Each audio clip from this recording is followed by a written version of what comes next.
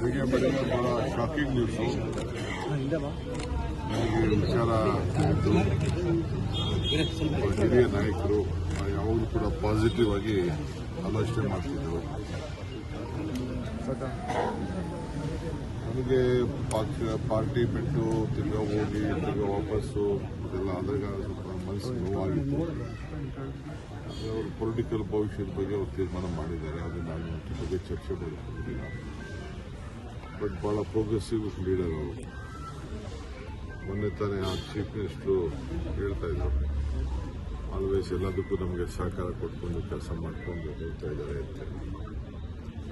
ವಿರೋಧ ಪಾರ್ಟಿ ಇದ್ರು ಕೂಡ ಒಳ್ಳೆ ರಿಸಲ್ಟ್ ಕೂಡ ತೆಗೆದುಕೊಂಡಿದ್ರು. ಇವತ್ತು ಅವರು ಡೆಪ್ಟಿ ಚೀಫ್ ಮಿನಿಸ್ಟರ್. ಸೊ ಇವತ್ತು ಅವರು ನಮ್ಮಿಂದ ದೂರ ಆಗಿದ್ದಾರೆ. ಅವರ ಆತ್ಮಕ್ಕೆ ಶಾಂತಿ ಸಿಗಲಿ, ಅವರೆಲ್ಲ ಕುಟುಂಬದ ಅನ್ಯಾಯಿಗಳಿಗೆಲ್ಲ ಏನು ದುಃಖವನ್ನು ಬರೆಸುವಂಥ ಶಕ್ತಿ ಸಿಗಲಿ. ಜೊತೆಗೆ ಇಲ್ಲೂ ಕೂಡ ಅವ್ರ ಕುಟುಂಬದವರು ನಮ್ಮ ಬೆಂಗಳೂರಿನಲ್ಲೂ ಕೂಡ ನೆಂಟಸ್ಥರನ್ನು ಬೆಳೆಸಿದ್ದಾರೆ. ನಿನ್ನೆ ತಾನೇ ಅವ್ರ ಬೀಗರನ್ನು ಭೇಟಿ ಮಾಡಿದ್ದಾರೆ. ಆತ ನನಗೆ ಗೊತ್ತಿಲ್ಲ ಆಗ್ತದೆ ಅಂತ. ನಾವೆಲ್ಲ ರಾಜಕಾರಣಿಗಳು ಬಹಳ ಹುಷಾರಾಗಿರ್ಬೇಕು.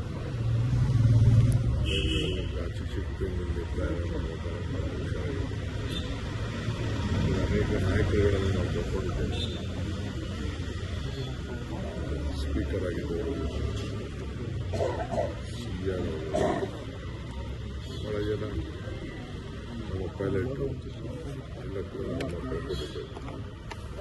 ಹುಷಾರಾಗಿರಬೇಕು ಅಂತ ನಾನು ಭಾವಿಸ್ತೀನಿ. ತಾಂತ್ರಿಕ ದೋಷ ಅಂತಾರಲ್ಲಿ ನನಗೇನ್ರಿ ಗೊತ್ತು. ನನಗೆ ಬಂದಿರೋ ಮೆಸೇಜ್ ಏನಿದೆ ನನಗೆ ಇಮಿಡಿಯೇಟ್ ಫೋನ್ ಮಾಡಿ ನನಗೆ ಹೇಳಿದ್ರು. ನಮ್ಮ ಸೋಷಿಯಲ್ ಮೀಡಿಯಾವರು ನನಗೆ ತಿಳಿಸಿದ್ರು. ನನ್ನ ಫ್ರೆಂಡ್ಸು ಕೂಡ ಬಾಂಬೆಯಿಂದ ಫೋನ್ ಮಾಡಿ ಇಮಿಡಿಯೇಟಾಗಿ ತಿಳಿಸಿದ್ರು. ಅದನ್ನೇ ಎಲ್ಲ ಮಾತಾಡ್ತಿದ್ದಿಲ್ಲ. ಇನ್ನು ಅರ್ಧ ಗಂಟೆ ಮುಂಚಿತಾಗೆ ಹೊರಡುತ್ತಿದ್ದಾರೆ. ಯಾರಾದ್ರೂ ಒಳಗಡೆ ಇದ್ರು ಏನು ಅಂತ ಹೇಳಿ ಅದನ್ನು ಚರ್ಚೆ ಮಾಡ್ತಾರೆ. ಇತ್ತೀಚೆಗೆ ವಿಮಾನ ದುರಂತಗಳು ಜಾಸ್ತಿ ಆಗ್ತಾ ಇದಾವೆ. ಈಗೇನಾದ್ರ ಬಗ್ಗೆ ಮಾತಾಡೋಕೆ ಹೋಗಲ್ಲ. ಸ್ವಲ್ಪ ಡೀಟೇಲ್ ರಿಪೋರ್ಟ್ ಬರಲಿ, ಆಮೇಲೆ ಮಾತಾಡೋಣ. Okay sir. ಸರ್ಕಾರಿ ಇಲಾಖೆಯಲ್ಲಿ ಭ್ರಷ್ಟಾಚಾರ ಸಿಬಿಐ ವಹಿಸಬೇಕು, ಸಚಿವ ರಾಜೀನಾಮೆ. ಸದನದ ಒಳಗಡೆ ಹೊರಗಡೆ ಬಿಜೆಪಿಯವರು ಪಟ್ಟಿಡಿದಿದ್ದಾರೆ ಸರ್. ಆರ್.ಬಿ. ತಿಮ್ಮಾಪುರ್ ರಾಜೀನಾಮೆಗೆ ಏನೋ ಅದೇ ಲೋಪ್ ಮಾಡಿದ್ದಾರೆ. ಅದು ರಾಜಕೀಯದ ಒಂದು ದೊಡ್ಡ ಷಡ್ಯಂತ್ರ ನಡೀತಾ ಇದೆ. ಅವ್ರಿಗೆ ಇದಕ್ಕೆ ಸಂಬಂಧ ಇಲ್ಲ ಅಂತ ನಾನು ಭಾವಿಸ್ಕೊಂಡಿದ್ದೇನೆ.